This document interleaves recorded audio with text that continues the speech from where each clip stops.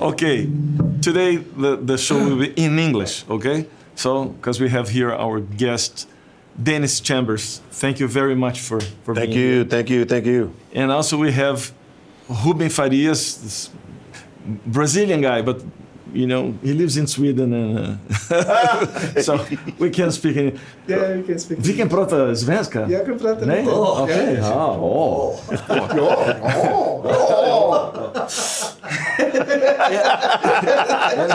And here we have Renato Neto, another Brazilian guy, this great piano player that lived in the States for many years, right? Yes. And long time. wow, I have to say that he was the keyboardist for Prince for some time. 11 years, yeah. 11 years, so that's a great gig. Wow. Thank you. And Dennis Chambers, I don't have to say too much, but he's known, and it's not just me saying this, but you are known, you know that, as one of the best drummers in the world, in the planet, right? So Yeah, sorry for that. it's your fault. It's my fault. It's your fault. Dennis, today I will be chatting more with Dennis, and they will be backing up us here. all good. And Dennis, you started extremely young. Yeah. You know, like 4 years old, you were playing. Yep. Do you had a drum set at home, or? Did I back then? Yeah. My father went out and brought they custom made a drum kit. They took a floor tom and turned it into a bass drum. Okay. And then put like some kind of mount system on it and picked the smallest tom to put on that mount system. Okay. And then back then, but they have a 12 by 14 snare. Back then. Years later, all of a sudden, people started playing those drums again, such as like the piccolo drum and the 12 by 7. But that stuff was way back in the 60s. Wow. Yeah. It didn't come to light until now. Well, until I say 1999 or somewhere around there. Okay. So your family were like driving your profession? No, they weren't driving it, but my mom was a background singer for Motown. Okay. She had me, and then she had my sister, and then she went and did the Motown thing, but it was a very short time she was spent there. She hated the Berry Gordy and that whole system, came back to Baltimore and became a local celebrity. Now, I'm like 3.5 years old and watching the band rehearse at my mom's house or the apartment, and also in my grandmother's backyard. And the only thing that kept me still was just watching the drummer play. Oh. I could still see the drum kit. It was a Champagne Sparkle Ludwig kit. It was either Ludwig or Gretsch, but it was Champagne Sparkle 4-piece, and he was hitting these shiny gold-looking things that looked like flying saucers. That's what I identified them to. But they had a sound, so I was mesmerized. And when the band left, I would pick up knives and forks and, put holes in the furniture and stuff. My father would put holes in me later. They brought me a drum kit the age of 4, and I would sit and watch the drummer play, sit there and watch him how you hold the sticks. Okay. And then mimic records. I learned how to play by listening to records. Okay. That's the best way, I think. Oh yeah. I mean, because you're learning from the best at that point. Of course. Exactly. Yeah. I mean, because at that time, and music was so pure and true back then. Where guys or people were writing from their hearts and writing from their souls, and that's why music was so different then. Like if you took Motown and had all those artists like Supremes, the Temptations, the Four Tops, the Jacksons, all Marvin Gaye, all these things, and then you go to the South and you had the Stax recordings that had a whole bunch of stuff there. In between all of that, then you had Aretha Franklin, then you had the James Brown, and none of it sounded the same. Yeah. None of it. Right? And the reason for that is because it was blasphemous to try to sound like somebody else. That didn't come about until the late 2000s. Actually it was a little like 1990, 98. Or better yet, when Steve Gadd first came on the scene. Everybody wanted Steve Gadd, but they couldn't have him because he was working like crazy. So in order for drummers to get work, they had to learn how to play like Steve Gadd. That's when it became acceptable. Okay. And then record companies, started changing hands. In the 70s, record companies, up until the 80s, record companies were more or less than trying to find a new sound, trying to find a new image. Well, then all of a sudden, when record companies start changing hands, they started. You get like somebody that was retired from a wine company, and then he brought a record company, brought into the record company. Well, he don't know anything about selling records, and nor do we really care. The only thing he cared about is sales. So then he want an artist that sound like somebody that sold 100,000 or 500,000 or a million. So and then that's when that became acceptable. And now that's why it's like you listen to radio now. Everything sounds the same. They whoever have a hit, like when Prince came on the scene, everybody tried to copy that formula. The same keyboard sounds, the same drum sounds, all of that. It's crazy now. That's crazy. Yeah. Interesting you saying this because it's very common in recordings. You say, "Oh, this part here, please play some Dennis Chambers." Yeah. In Brazil, it's very popular. It's very popular to say this. And that bugged me in the 80s. When So- I was in Rio, because people know, I want to play like, George Duke sounding or Greg Philly Gaines and say, man, and you do that. But, it's a fun thing you say that because when I moved to America, it was the opposite. People hired me because I was different Yeah. than somebody else. Yeah. It's reason, I guess. Yeah, you had a formula. The formula is like you can play all those different things, but however, you play them the way you felt them. Yeah. And the way you feel is more adaptable. They're not going to bother you because you're more adaptable to all these things. Sure. But if you get somebody that's like a metal player, for instance, and he's very abrasive, well, they're going to tell him exactly how to play all this stuff. You're right. But since you come out of Brazil, it's like it's definitely a feel thing. It has The feel, flavor, yeah. and with keyboard players, they want that, and I mean, you have the chops, so that's number one crossed off the list. You got the sounds, that's another thing crossed off the list. You got the feel, that's, you're covered.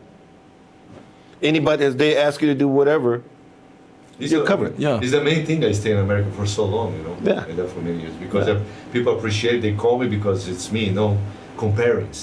Compare with somebody else. Yeah. So it's great because you can express yourself. They're looking for your sound. Actually, I think when you are in the beginning of your career, you kind of must know how to play whatever, and then when you start to build your own personality, and then people will call you for what you play. They call you because I want this guy, I want his sound in my. I mean, in my earlier career, I went through that. Where people wanted me to play like Steve Gadd, but not much, because since I learned how to play from all those different records and all those different styles, my mother, she was a serious fan of music. So we had the big band music, we had the jazz, we had the R&B, we had the soul. We had all the music, and even country music, which I hate. I don't like country music. Well, the earlier stuff I didn't like, but we had it all. So by me not knowing that what I was doing is like I was developing an ear to hear all these things. So therefore, it's like if I don't like it, I can tell you exactly why I don't like it. Instead of like somebody who said they can't, they hate it, and somebody asked them why and they can't tell you. Well, the reason why they can't tell you because they don't understand it. Oh, okay. Yeah. This happens a lot. Yeah. Yeah. But their ego is too big where they can't say, well, they won't tell you they don't understand. Yeah. Well, now you went to a very serious, I think, aspect. Yeah. Yeah, because when people say, like when you play music, that people say, oh, this music is not, it's too difficult or it's too something, whatever. It's not, and then I say, if you go to someone is doing a speech in German, and you don't know German, you'll be bored because you are not understanding anything the guy's saying. So you have to dive a little bit inside the style. So now you don't need to be a musician or a professional to enjoy. Yeah. But you can, if you listen enough, then I think you're good. This is I think, a very important point. But just take one more thing about this, because you learned listening to the records. That's the way. But when we listen to the records, we copy. That's a part of our learning process, right? But then afterwards, you have to forget about, or you have to go far. Well, see, music for me is like, when you walk into, let's give a scenario, like if you go into a grocery store, well, we know what's in a grocery store. We got canned goods, we got the fish, we got meats, we got, vegetables, we got all this stuff. Well, music is like that. Music is like you got all these different styles, all these different ways, So when you listen to music, you hear certain things and you go like, it's ear candy. You pick out what you like and go like, I got to learn that. Then you sit there and you work that thing out. And then after you work it out, you go like, well, if I was on that record date, what would I do? And then you come up with something different. Yeah. I mean, for instance, you know Chameleon? Yeah.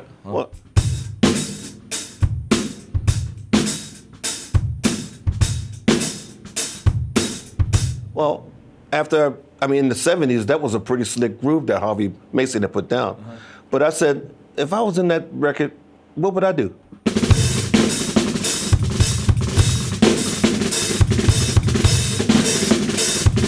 Now, I may have gotten fired if I did it, but however, that's something that I heard and I felt, and I ended up putting on a record later, on a Don Blackman record.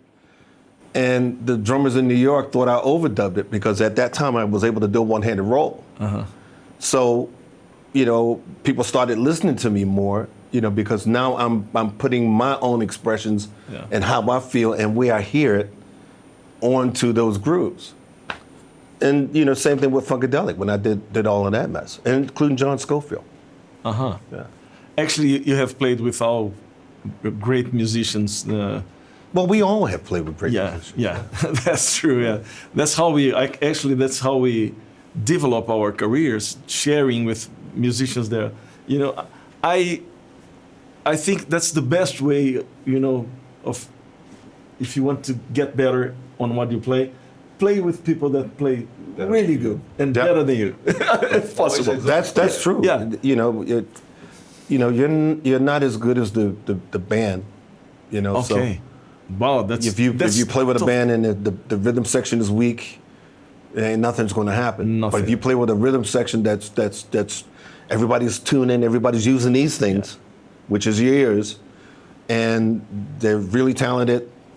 Some as John McLaughlin would say, you know, there are some nights you'll be playing for the gods, because everybody's tuned in because they're listening and they're expressing themselves. You know, I used to say for my students that we have 2 ears and one mouth. Yeah. So listen, at least double of you play. You know, listen before and then I play. And when I watch you playing, you know, in concerts and records, and what I feel that which I really admire on you, because you have all the chops, but you use when they are needed for the music. Not just for showing off or something. No, I'm playing for the music. You play totally for the music. Yeah. You know, I was so impressed when you were back in. I came here to see Mike Stern and you guys, and then I said, "Man, this is the drummer that knows how to back up someone to support, right?" And then when there was space for you, you played whatever you want, right? But when you were backing up, when you were it's his solo. Let me support him. Yeah. This is really nice. I think. This is a real musician. Yeah, I think kids, they're starting to play. They start to get chops, and then they lose this. This is. Well, they never learned. They were never taught that. Exactly. They never learned it. Mm-hmm. You know, it's like, and that's the thing about with the multimedia. You know, they got all this information out there. You know, and it all depends how you use it. But you know, normally the kids who use it for, you know, try to, you know, learn how to be play as fast as possible, how many beats they can put into a bar. And, you know, they learn all that stuff, but then when they play with other people, then the surprise what happened is like, man, it's not about you. When you're in that studio, when you're on that stage, it ain't about you, more or less, it's about us. Yes. And how do we make this thing work? Yes. I can't make it work if I'm back here chopping it out all the Yeah. freaking time. And that's what they do. Yeah. They chop, they play all this crazy stuff, forget about all the other musicians on stage. Like, what if the bass player play or the keyboard player play, you know, something that may lead you down another alley? Well, you're not going to hear that if you're back there chopping. Yeah. And the same thing with busy bass players. Yeah. I sit there and watch Herbie Hancock play. I was in a band with Herbie and Chick. And I sit there and watch Herbie the whole time while Chick is playing. And his hands is going like this he ain't touching nothing, but his hands is hovering over the keyboard. And the minute the Chick let up, he's there. Wow. And to me, it was like Herbie's like a Band-Aid. If anything goes wrong or anything that there's a space, he'll stick a jab in there, and then all of a sudden you see people heads look up and they look over at him because he hit something that nobody was hearing at that time. Because meanwhile, while you're playing, he's sitting there like thinking of all these different ways he can do this one thing that you're doing, and then when the space happens, he jabs. Man, there were times, man, we sitting there laughing at him. And, Chick's playing, and I asked Chick later, like, why did you stop? I mean, what happened? He said, well, when Herbie hit that chord, it was a chord that shouldn't have worked. But the way he stuck it in there and put this little thing on the left hand, it worked. And it was something that Chick would never would have thought of. Yeah. But that's the genius of Herbie, because he's using this and he's listening to you. Yeah. He understands what you're doing, and he reacts to it. Yeah. You know, Herbie with Miles on Stella by Starlight, that live. Yeah. Wow. Incredible. Yeah. Another thing that I used to say, because I do a camp, a Brazilian music camp, where it's basically playing ensembles. And then I talk to the students and I say, our function as a band member it's to make our how to say, partners or the others on stage give their better. Yeah. Right, that's our function. I want you to sound your best. You sound your best. You sound, and if everyone thinks like this, you will sound your best. Yeah. Because But in order, exactly. In order to sound your best, you have to hear. You have to listen. Yes. You have to leave a space. If you leave, there's beauty in space. Oh yeah. You just have to hear it. Yeah. Now we are talking a lot because there's a lot of things to say, but we would love to listen solo. You just playing by yourself, can we?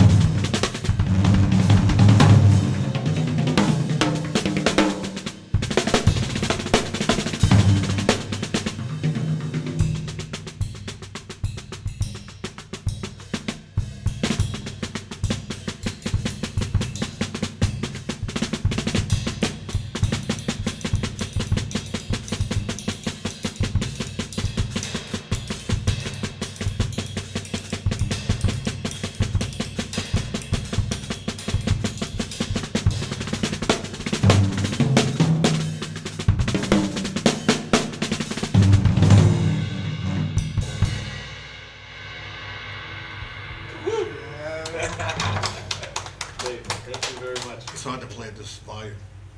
Have to go. Yeah. Could you tell me a little bit more about your the way you build your career? Because one thing is that you started very young, and then you were playing with local bands, and then because I mean, it's very difficult. You say like a drummer being like the head of the band. It's not so usual, right? Yeah. And you have this, you have your own records, your own bands, and so you put the drums in the front of the stage. That's, I mean, not physically, but that's what you did. And not many people really or think about this or can really do this. Could you say a little bit about this? How it was developing this? I don't know. I mean, for me, it's I was always lucky. Because I lived in Baltimore, and Baltimore's it's in between New York and Washington, right? Or from New York to the south, like South Carolina. So people that lived in New York, when they go on tour, if they go from north to south, they got to come through Baltimore. Uh-huh. So I was able to see all these unbelievable people, I mean, some of my heroes. Like I saw Miles Davis, Tony wins with Miles Davis, when I was like 8, 9 years old. And I didn't understand none of it. That's the same time when Herbie was there with Tony. Yeah. It was Herbie, Tony, Ron. Yeah. Tony was like 17. Yeah. I remember this, right? Yeah, but this was right after, they had just finished the Miles Smiles record. Okay. So they were playing a lot of that stuff. Yeah. I didn't understand any of it, but I knew I was seeing something great. And how I knew this is because this guy, he swung the band just with a ride cymbal. Wow. With this 4 beats to the bar. And between these two things, there was 2 different zip codes going on. Uh-huh. But the beauty was the bass drum in the left hand was like it was having a conversation, while this is swinging. I couldn't sleep for 48 hours after seeing that. And the same thing when I saw Mahavishnu with Billy Cobham. Uh-huh. I couldn't sleep for 48 hours. It felt like I stuck my finger in a light socket. It just, I mean, and the same thing with Buddy Rich, and I saw him. Inspiration. Yeah. I was seeing all this great stuff, and it was because I was in the right place at the right time, in Baltimore. Seeing all that stuff, playing with all these older musicians and learning from them, because I started playing in bands or start doing shows at the age of 6 at a place called the Peyton Place on Pennsylvania Avenue. Paid gigs. Paying gigs. Paid gigs. Yeah. 6. a place called Peyton Place on Pennsylvania Avenue. Okay. And that's where I saw Miles. Miles played in that place. Okay. That's where I saw him. So being around older musicians, you know, at a very, very young age, I was more like a novelty act, you know, like this little kid can sit and play grooves and stuff. And at that time, it was more like I was playing stuff from like Sam and Dave Knock on Wood and all that stuff, you know. And, you know, as the years go, I was picking up playing, you know, a lot of acts that came through Baltimore that had, they needed a musician with a union card. Well, I had a union card when I was like 10, right? So, you know, I was playing with Harold Melvin and the Blue Notes, Eddie Kendricks, David Ruffin when I was like 13, 14 years old. Oh. But when they came through Baltimore, not on tour with them. Okay. But in the summertime, I would go on tour with, you know, the local band that I was playing with. I started playing with, I did some recording with Funkadelic when I was like 16. Mm. Yeah. So soon as I got out of the band, this bass player named Ronnie Skeet Curtis, who was like a brother to me, he got me in the band. And then from that, you know, people were coming to hear those shows and they were like, the drummer, we got to get the drummer to play and da-da-da-da-da, so forth, so forth.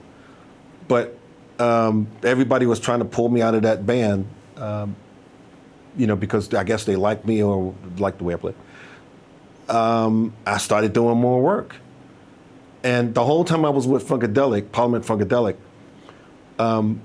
musicians out of New York were hiring me to play, you know, do some recordings. So I became like a sort of light recording drummer, you know, when I was off the road with Funkadelic.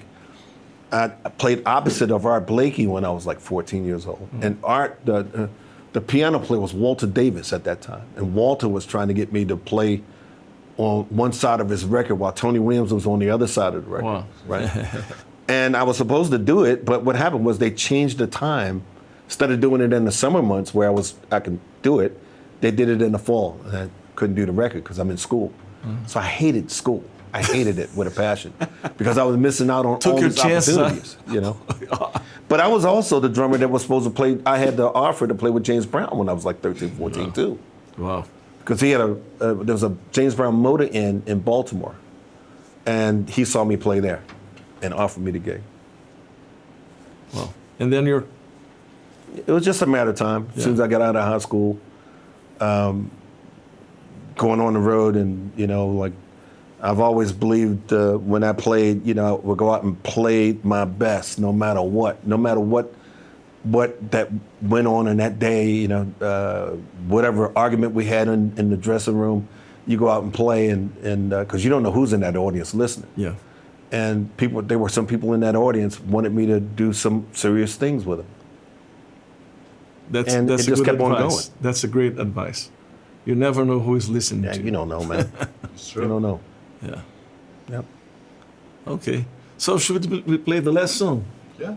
Yeah. So thank you very much for coming here. Thank you. Thank you. Thank you. And you were like the bridge. You glued us together. Thank you. You're a great friend. Thank you very much. And you, great to see you again. You too, man. And play with you. Right. My pleasure. So now we're gonna play. The first song was This the song composition was of Ouro Verde's his song. Ouro Verde's yours. And then the next song we wrote together. What's the name? What's the name? I forgot the name. Life is a Whole. Life is a Whole. Life as a Whole. As a whole, yeah. Wow.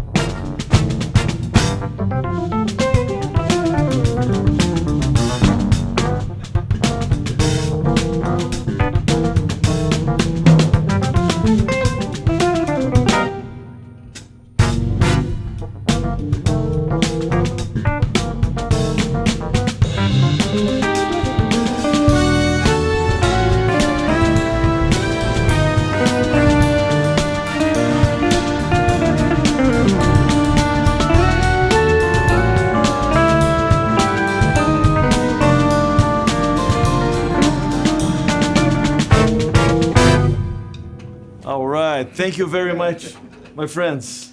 Thank you. I enjoyed a lot. Thank you very much, my friend. Thank you. See you later. See you. É isso aí.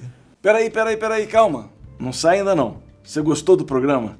Então é o seguinte, se inscreve no canal, faz um comentário, compartilha, deixa um like. E você também pode se tornar membro aqui no YouTube e ajudar esse programa a ter vida longa. Se você gostou muito, mas muito mesmo, acessa www.benfeitoria.com/café lá em casa e vem fazer esse café com a gente.